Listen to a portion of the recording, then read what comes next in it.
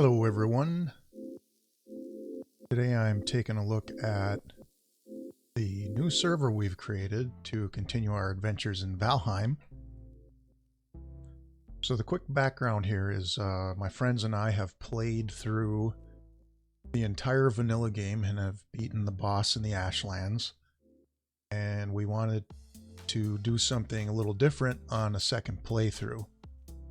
So I had originally started a world with just a few mods, and we played through the first two bosses, but at this point now I'm doing a complete revamp. So I've created a world that is basically in the same status, that is to say the first two bosses are down, but I've created a whole new base for us and a whole new experience with this set of mods. And so I just want to review the mod pack here, and then we'll start up the game, take a look around on what it has done. And you can see here the name of our mod pack is New Claremont MMO. New Claremont MMO. So if you want to find this over at the Thunder Store or via R2 Modman, which I'm using to create all of our mods and our packages. This is the software I'm using, R2 Modman. And again, our mod pack is New Claremont MMO. You can see just a few mods below the icon for the mod pack here. These are a few things that I've installed for me so that I can manage the server. And I play with a controller, so I like using this dodge shortcut by Sirica here. That allows me to map any button on my controller to dodge. And what I've done is I've mapped the B key to dodge roll. So otherwise dodging with a controller is kind of a nightmare. It involves pushing down a thumbstick, and anyway, this makes it much easier. And then the configuration manager helps me in-game play around with some of the settings on the mods when I'm testing. And of course, server dev commands allows me to use dev commands on the server so that I can make tweaks and fly around and make sure things are kosher. But I'm just going to quickly go through some of the mods we're using. Primarily what I'm doing here is building this all around Solardus, his mod pack here.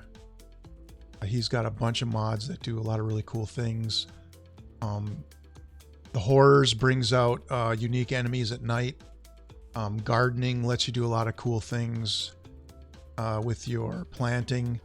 Traps allows you to make traps around the world, these little discs you put on the ground that if monsters walk over them, certain effects or damage is caused.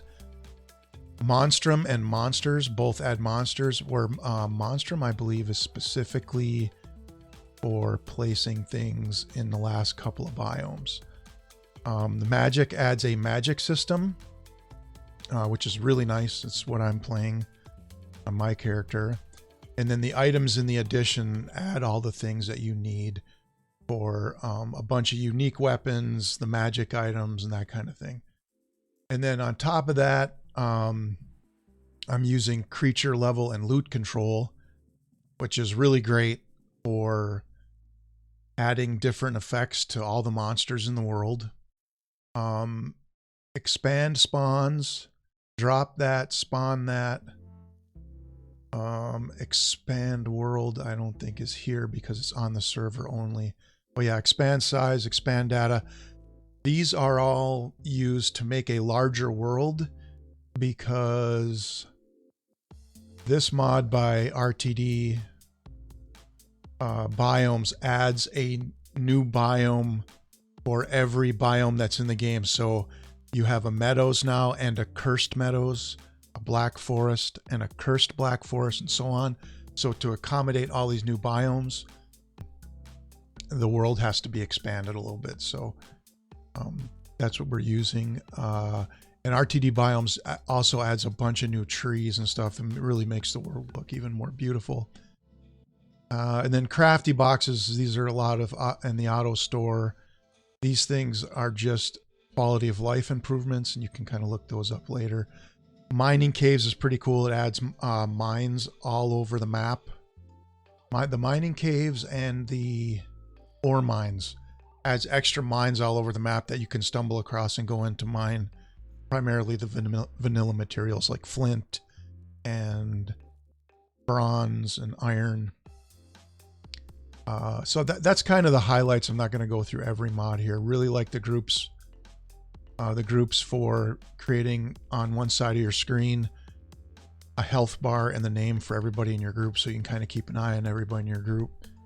So I'm going to go ahead and start up the game and kind of show you the base that I've built. And then I'll show you, also we're using seasonality, which is a tiny bit janky in the cursed biomes because the textures that are in the cursed biomes are not replaced with some of the textures in seasonality, but it still looks pretty cool in the cursed biomes. So once we get in here, we'll show you.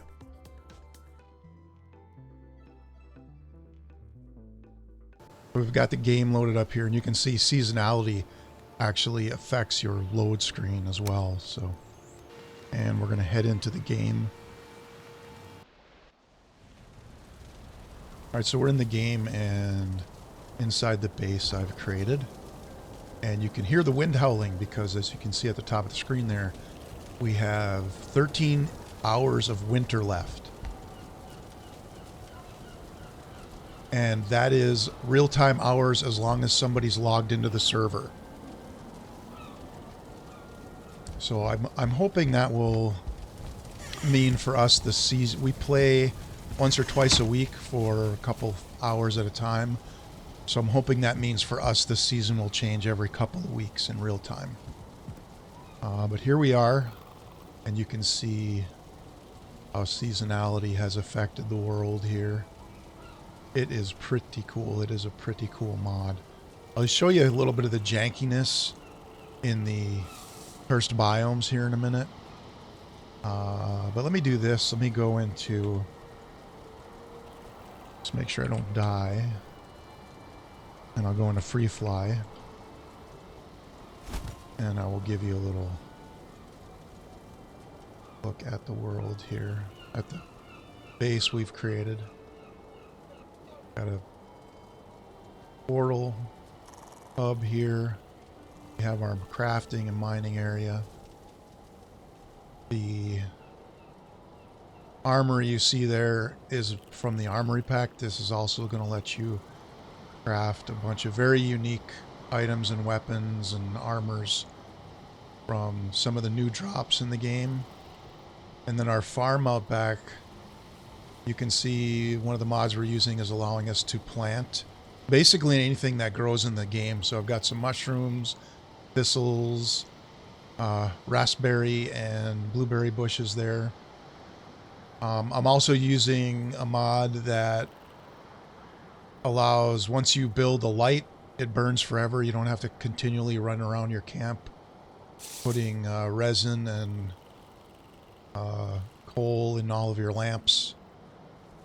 And then you can see over here the kitchen addition to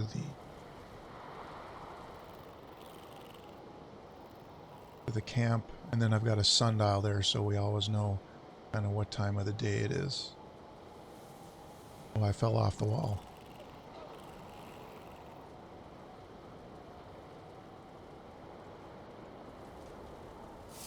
Alright, so let me get out from behind here. And we'll just take a look on foot around the camp a bit. And you can see there is plenty of storage. And we've got our cooking and crafting area through here.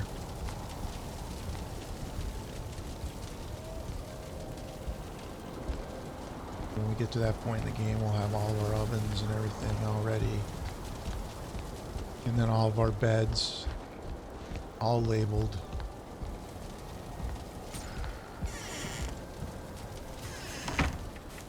And we've got our mining operation here.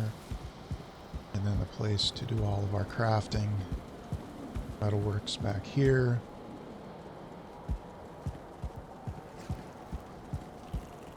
Pretty cool. You can see the mine or the vines mod. These vines are unaffected. There's a couple different, there's all the vines from the vines mod, and then one of the other mods, you can see this kind of branch looking thing, right? One of the other mods adds a vine you can attach with the cultivator, and that one is affected by the season. So you can see it's just basically a dead branch growing there now, where these other ones aren't affected by the season, which is fine. And so it'll be cool that these just sort of branch-like things, you can see a couple here on the side too. One's right there. Those in the spring will actually have leaves on them. But let's take a look at a cursed biome. Let me set the time of day.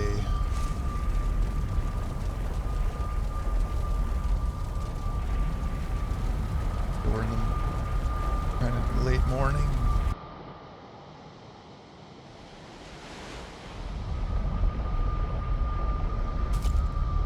So here I am right now. I'm standing in the meadows. You can see the willow tree added by the RTD biomes. Some of the other trees here. What is this? Big maple added by RTD biomes. And then as soon as I cross over into the cursed biome, you can see the ground is cursed, so it's not holding snow. That's what I'm telling my friends anyway. But it still looks pretty cool. And what we'll do is we'll run toward the Black Forest. And we'll see some of the... See if we can run into some of the unique creatures that are unique to the cursed biome. Okay, that thing... Now he's frost infused. So he would do frost damage to me along with his...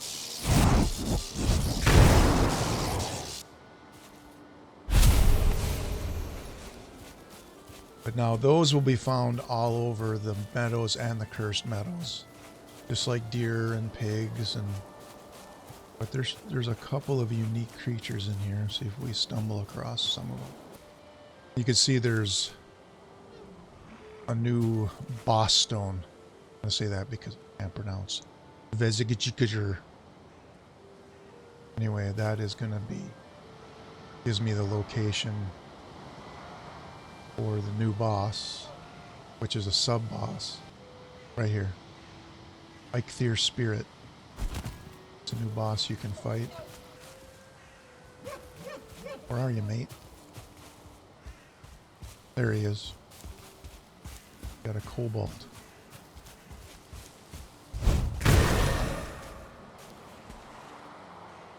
And you can see I'm using one of the magic items from the new... Here's our buddy spider here. Which we're just going to run away from.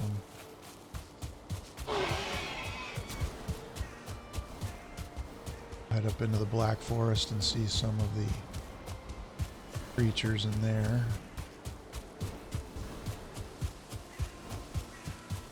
I actually kind of like how the cursed biomes look like this, because then it's going to give you a kind of a clear edge there. You can see there's, I think that's going to be regular. Is that Black Forest? Or oh, it's going to be Black Forest. Right? So you can kind of see, okay, we're heading into the Black Forest because now the snow is starting to stick to the ground. 3-star. Aggressive.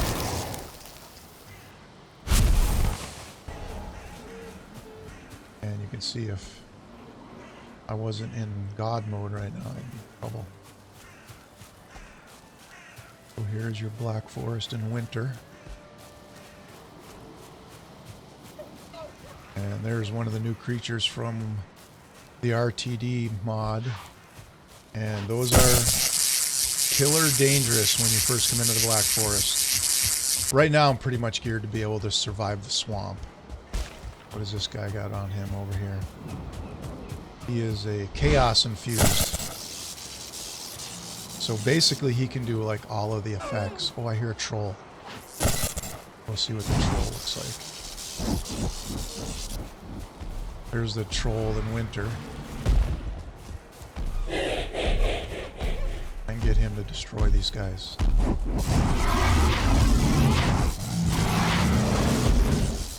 guess he doesn't hurt them. I'm gonna go...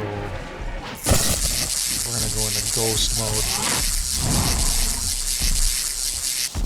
Now they don't know it. Now they don't know I'm here. So here's a frost-infused Grey Dwarf. What's this guy? Regenerating, lightning infused. So this is really adding a whole new dimension to the game. Really digging it.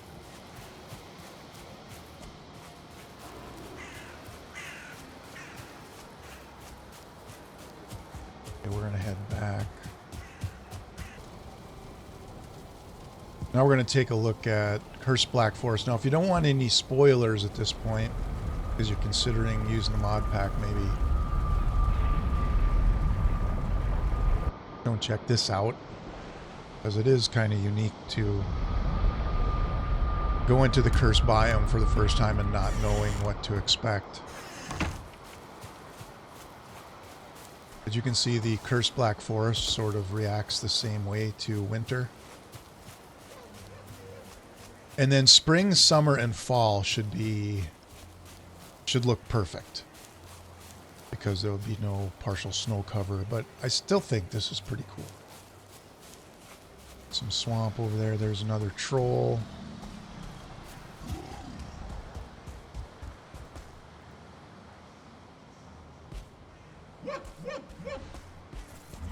I will not go down into the swamp. There, we got a hobgoblin.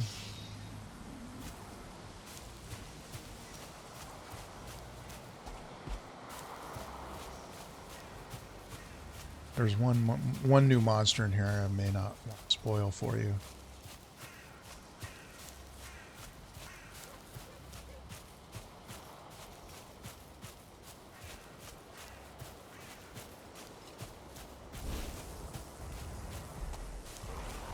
And there he is right there.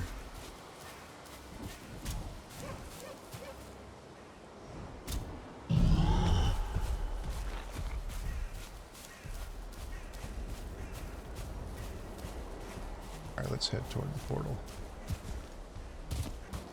So basically, I've got everything set up. I've done a lot of testing.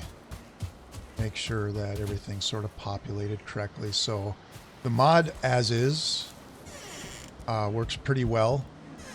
If you download our mod pack, it'll work pretty well. The most important thing is you don't want to look at our mod pack and say, okay, I just want that mod, that mod, that mod. Download them yourself and try to get it to work. Because I did that at first. It's kind of a nightmare. Because a bunch of the config files that come with my mod pack are going to set up the world correctly so you don't get a bunch of janky stuff going on that'll give you a bunch of headaches. If you don't like the seasonality, you could remove that particular mod and then just let your buddies know you're playing with, or that are going to log into the server. Just remove those two mods, the seasonality and the seasonality textures. So you could do that.